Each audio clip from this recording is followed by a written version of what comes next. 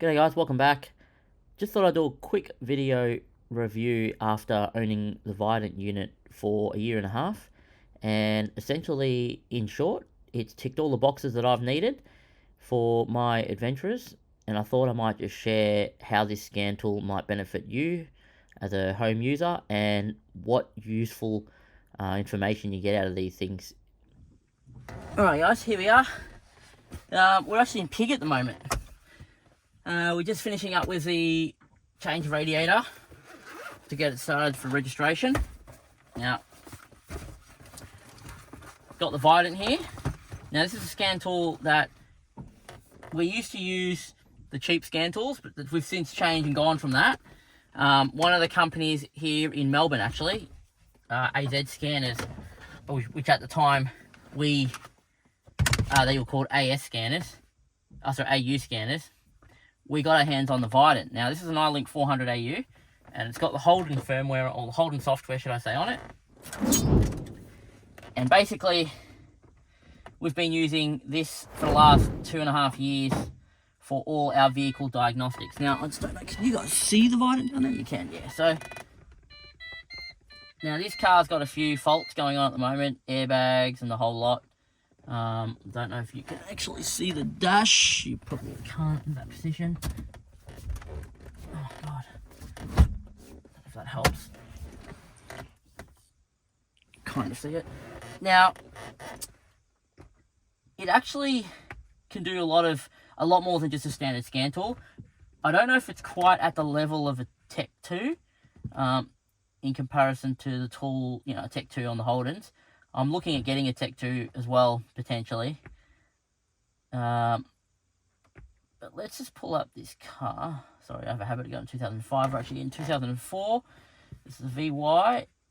If it can talk to the car. So I've got it currently turned to the on position. The car's not actually running. It's V8 Gen 3. And in a second it'll tick away. Just want to see if we can read codes. Yep, no codes. ECU identification. Tell you all the basic stuff. But this tool has been really good to carry while we've been traveling because of the simplicity of when we get a fault or a strange thing happen, like the car's idling weird, engine light, airbag light, even like ABS.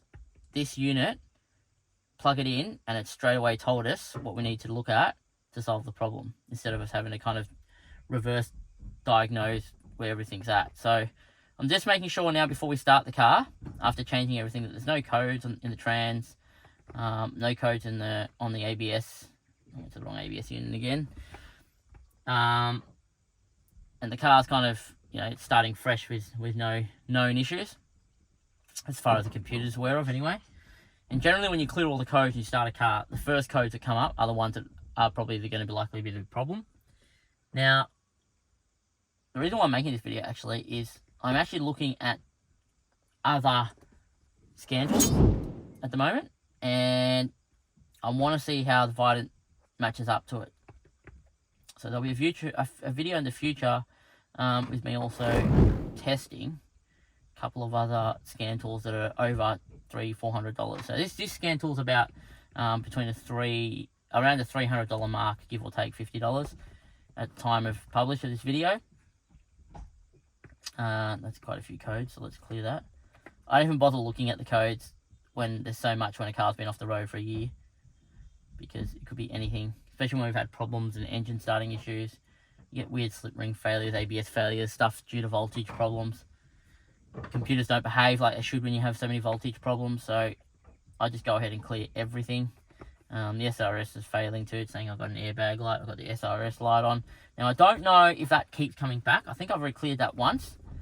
It's saying that the driver airbag circuit resistance is too high, so I would have to actually check that fault. I'll clear it and it will clear the light off the dash, but it'll probably come back, which means I'll need to actually investigate the driver airbag resistance. So it'll probably be aligned, it's not actually connected or rusted away or something like that, most likely, and that'll have to be clear for rego, so I'll work that out. And what do we got? BCM, PIM had lots of faults, just some weird faults. The BCM got quite a few failures. battery voltage too low being one of them. Now, if it's a history code, generally you can just go ahead and clear them. If it's a current code, it's one that's been logged recently.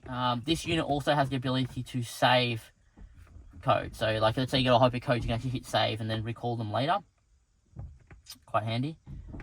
But one of the most useful things I found with this, though, besides the fact that it's good for troubleshooting, it does do all the computer. It can do computer security linking that the Tech 2 would otherwise need authorization from Holden to do. And it can do program keys to the car. I've programmed new keys to the car with it. I have also successfully been able to change the speedo calibration to update the pulses when I've changed the tyre sizes using this. Basic computer programming, so you can on the VYs you can get this digital speedo that you don't have the standard. There's a few other fancy features which can be useful. I haven't not found something that this can't do other than a brake bleed on VY V8s. Okay, the brake bleed function does work fine on the V6, but the V8, I haven't been able to get it to work. It just won't work. Doesn't even give me the option. So I'm not sure if that's something that'll get updated in the future. Other than that, guys, car looks good. It's got sensors too. Like, you can access computer sensors like anything live. Handy to see if you've got open and closed loops on your fuel line, to see if you've got problems with like vacuum leaks and stuff like that. You can easily figure out by checking your fuel trims and your loops. If you know what you're looking for, that tool will really assist. I actually, in this car, we have a Bluetooth ODB2 device that we plug into the port, and we can access a lot of this stuff on our torque management app that actually was part of when we got this car. Something that I looked a bit more into. You can check fault codes. It's actually quite handy to have, especially in your off-road, because it means you could actually check your fault codes straight from here when they happen without having to pull something like this out. But I wouldn't go past this at about $300. Don't leave home without it. There's been so many people off the road, not even Holden's, where I've cleared all their codes just using the standard ODB tool, because this can actually just talk without, even though this is a Holden spec one, it can still do all your basic scantool stuff. So you can actually reset codes on any car that's compliant. My Toyota, for example, my new one, I've done navs. What else have I done?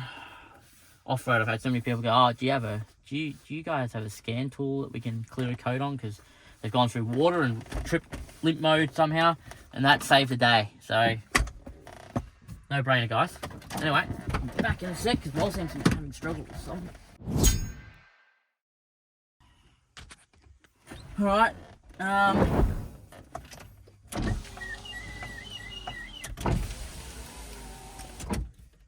give her a start.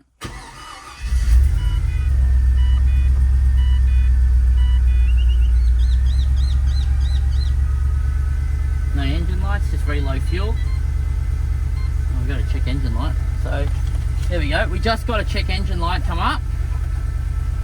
I don't know what that's about, so let's have a look. Take this unit out.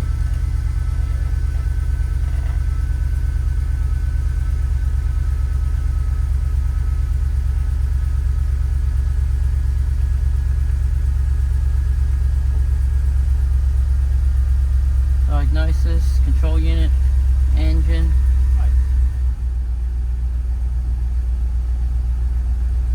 Is the MAF connected? Yeah, that explains why I got an engine light. Can you connect the MAF? So there you go, guys. After working on the car straight away, it's something you just forget. Like, you can't even see it. I don't know, I know you guys can't see Wal right now, but he's looking for where it is underneath because he doesn't even know where it's gone. That it's a basic error. MAF airflow sensor is... There's two apparently. I've cleared that now, so I'll wait for Wal to... Sorry? Yeah, reconnected. Go? Yeah. Starting.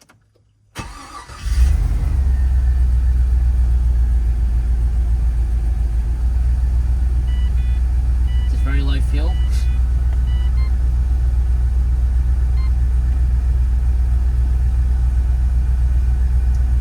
looks good, no errors. No codes. That's what makes this so much more weirder. Hello, there's something wrong with the car.